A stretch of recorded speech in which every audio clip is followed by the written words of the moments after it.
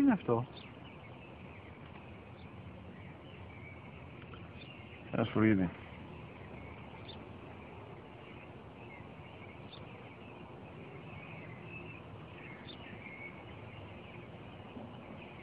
Τι είναι αυτό?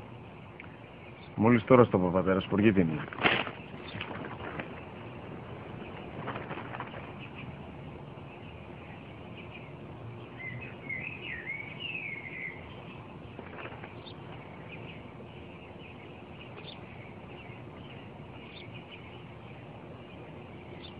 Τι είναι αυτό? Ένα σπουργίτη είναι, πατέρα. Ένα σπουργίτη. Σπου-γι-τι.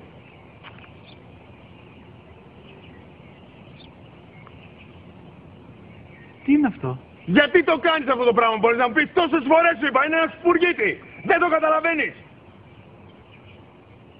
Πού πας?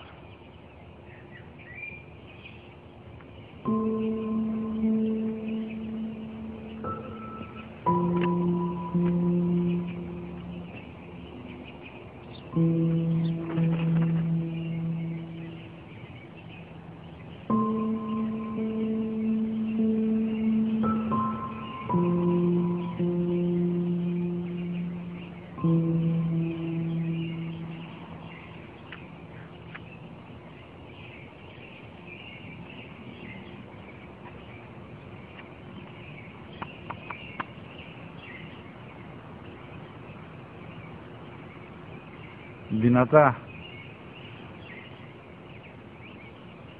Σήμερα ο μικρός μου γιος που πριν λίγες μέρες έκλεισε τα 3 καθόταν μαζί μου έξω στο πάρκο όταν ένα σπουργίτη ήρθε και κάθισε απέναντί μας.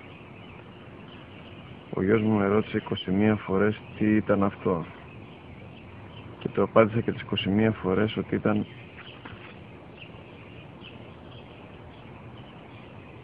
ένα σπουργίτη. Τον αγκάλιασα τρυφερά και τις 21 φορές που μου έκανε την ίδια ερώτηση, ξανά και ξανά, χωρίς να εκνευριστώ, νιώθοντας στοργή για το αθώο μου αγοράκι.